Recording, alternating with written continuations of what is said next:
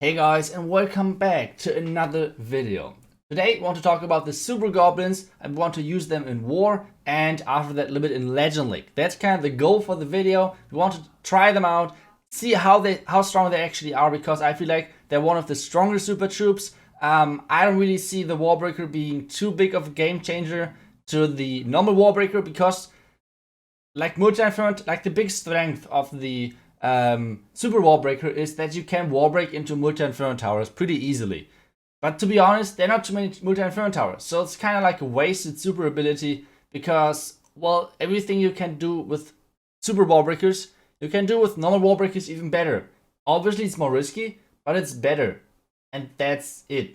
Either way, if you guys would like to support me and the channel, make sure to use the credit code iTzu if you want to buy the next Go Pass, since it's running out pretty soon, and if you want to buy the offers like I did to just boost you a little bit more and get those juicy Archer Towers upgraded a bit faster. But for now, we want to jump into the first attack, and this was a Queen Judge Lalo in our match Tribe Gaming versus SNT Elite, which was one of the tournament formats, like 10 versus 10, so it was a pretty important attack.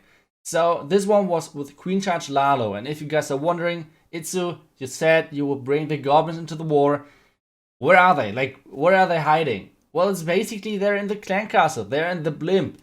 So the goal for them is basically to take out the town hall, which means first off, the town hall is taken out by 15 troop space, which is kind of crazy. And then on the other hand, we have, in addition to that, a lava hound in the blimp. So this is pretty nice value. So we combine that with a queen charge. We want to queen charge into the enemy queen, and then this flanking Inferno Tower is a little bit annoying. So this is why we're sending in the Royal Champion on there to make sure that it's taken out. So freezing the scatter shot just to make sure that the Warbreakers can actually make it in. And then let's get started with the next thing. And another reason why I don't like the Super Warbreakers too much, for example, sometimes you need to test where exactly are the Warbreakers going. Like, where exactly do you have to place the Warbreakers? Because not always they're working like you think. So this is another kind of big weakness to the Super Wallbreakers, which the normal Wallbreakers do not have, because you have tons of them, because they're not as expensive troop-wise. So either way, we're standing in the blimp. Blimp is activating the town hall. Goblins are coming out, Lava Hound is coming out, and you will see how the town hall is dropping in like seconds. It's crazy. So yeah, Lava Hound is coming out. Lalo is getting started from the left, which means it's like completely out of the way of the town hall. Town hall is basically doing no damage at all to my troops. And now as soon as we are countering the core, we have the clan castle coming out because of the super goblins, but that's not too bad. There were some ice golems in there. And now vulnerability to make sure that there's no damage of the scatter shot on my loons. Next haste spell, poison spell, everything to make sure that my loons are getting through everything. And now it's like, okay, this attack looks kind of close, right? Like, loons are dying out slowly, but the queen is still alive. But now, guys, check out. I still have 10 loons in my army camp. Like, at this point, where I try to deploy the cleanup minions, that's the point where I notice, oh, I still have 10 loons. And then I decide, okay, let's just swag them. Like, we don't need them. Like, what the hell? So, yeah, the Queen Charge Ladder right now is a nice sport. But at the same time, you have to say, bases will adapt. Kind of like the Yeti blimp. So, bases will adapt. And this means that there will be bigger areas around the town hall, because one giant bomb can kill all of the goblins, which means it's risky to do that. But for this one, there was no possibility of a giant bomb, so I thought, like, YOLO, let's try it. And well, it worked out perfectly, swagging 50 troop space in this Queen Charge Lalo attack. Pretty decent, I think, especially on a really good base like on this one. Like I said, it was like in a tournament, so those guys used their best bases. So for now, let's get into the Legend League, and that's where it's getting a little bit tricky, because in Legend League, this strategy is really base depending, I feel like, because if you can take out the town hall with the queen charge, that's kind of useless, and that's kind of often the goal in Legend League. I feel like going for the town hall, because that's one of the most important buildings, right? And obviously like another star. So on this army, you are not allowed to go for the town hall basically with your queen charge. You have to charge for things like the scatter shots. You have to go for enemy queen, royal champ, stuff like that. Because if you're going for the town hall, well, your blimp is basically wasted, or at least like 15 troop space out of your slammer. So it's not the best thing to do, charging for the town hall with this army. But either way, let's try and see what exactly is like, if it's working still. So what we're doing over here, we're using the Queen Charge. One thing which I love about the Queen Charge Lalo is, and which I really miss on the Queen Charge Hybrid, is you can use your king for funneling. It's so freaking chill. If you have like one side getting funneled by the Bell Dragon and then the other side getting funneled by the king, it's so easy. Like, it's, I don't know, it's so more chill to do that way than actually, I don't know, like, it's crazy. But either way, everyone who's saying, yeah, Super Wall Breakers are OP, I don't think you could have done that with Super Wall Breakers 3 layers with 16 troop space. Yikes. So yeah, guys, everyone who's saying wall breakers are OP, like, they were always OP if you know how to use them. They always were OP. That's the troop.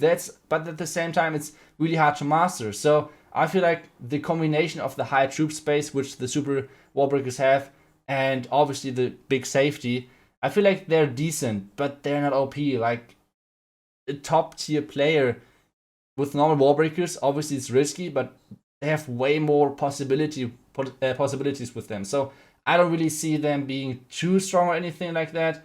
But yeah, that's just my gut feeling. I don't know.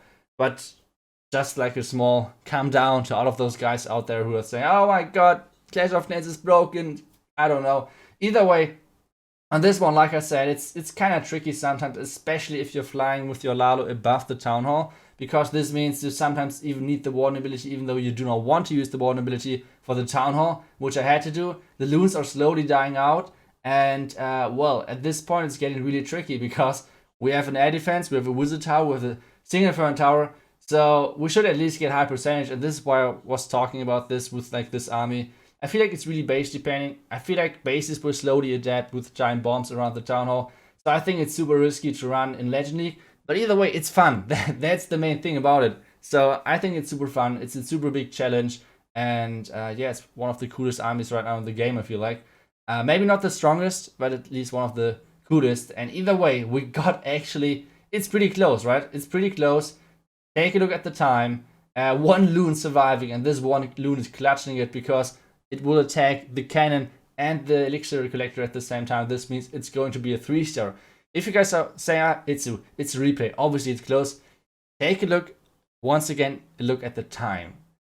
3 minutes and 28 seconds. So let's speed that forward to where I placed my first troop, which was the queen. So let's pause it over here and make it slower a little bit and zoom in and take a look at the time where exactly I placed the first troop. This was super close. So yeah, lucky me, 3 stars on the board. So what we should do next is let's take a look at the next base and see how we can do over there with the Queen Charge, Lalo, and the Super Goblins. On this one, we had one of those annoying bases where it's like you have the Queen and the town really close together. So if you're charging for the Queen, your CC is getting not useless, but at least 15 troop space out of your clan castle are basically useless from this point on. And they can always risk things, which means like triggering ground traps. For example, like the skeletons, which in the end can cause time fades and stuff like that. So it's always a bit risky. But yeah, either way, I will try to charge for the town hall because I think there's so many traps that I'm not really willing to like risk it to use the blimp on there for the town hall. So that's why I'm just charging in and saying, okay, then like 15 troop space are basically useless. Not sure if it was the best decision, but either way, we're trying that. So let's see if it works. If it works, it was a good decision, right? So if it's not working, then we had to do something different. And we're charging a 3 ground expo, so yay, I guess. So another thing which you always have to keep in mind, on those Caesar bases, there's always a tornado trap in front of the town hall. Make sure to trigger that with like a Coco Loon, with test wall breakers, with something. You have to trigger that, otherwise you're in big trouble. Like my queen is right now with all of the damage on her. It's crazy. So yeah, she's trying to stay alive. So many ground expos on her. This damage it's nuts. So yeah, queen's going for a wall, and now I'm starting with the Lalo, and I think that was actually a big mistake watching again like the replay, because I feel like I should have supported my queen just way more, wall break her in one more time, something like that. I still have one more rage, right, and a couple of freezes, so I could have made sure that she's staying alive. Instead, I just said, okay, let's let her die. The healers are switching out to the Royal Champ, so maybe it's still enough, right? So maybe it's still enough. Lalo's coming in from the bottom. Sweeper is super annoying. I'm trying to freeze the Eagle and the Inferno Tower together, which is working really nicely. From the bottom, I'm sending a couple of more loons with the Baby Dragon tanking over there. One ability, and everything is going through through the back end. Couple of more loons, and now the loons are splitting, which isn't the best thing, because normally you have like loons in your slammer, right? But on this one we have the Hound and the Goblins, which means the power is missing, the damage power is missing, and this means that the Hound is basically swagged. Like, he can tank the air defense, but there's nothing to follow up. This is the big problem. So yeah, even though this is gonna be a lot of percentage and everything, like above 90 easily, but this is not gonna be a 3-star. Because, like I said, we have like the Super Goblins, and they're, like I said, they trigger ground traps and everything, which in the end means more time. So I think what I did wrong, there were two things with it which I could have done differently. First thing, charging on the other side and risking it, and like go for the blimp for the Town Hall. And the second thing is, if I go for the Town Hall charge, I should have supported my Queen more. Like, make sure that she's staying alive, getting a little bit more value, using the wall breakers actually and everything. So yeah, I think those two things I could have done differently, and this might have ended a triple. But either way, it's a super fun army. If you guys would like to try it, make sure to do that. And yeah, right now one of my most favorite armies is risky, but it's fun, so it's worth it, right? I hope you guys enjoyed today's video. I hope you guys will try this army. Let me guys know what your most favorite super troop is right now. And if you guys think if the super wall breaker is actually OP, I think I say what my opinion is on that part. So let me guys know what you think. I will see you guys back tomorrow for another video, another nice video, and see you guys. Until then, and bye bye.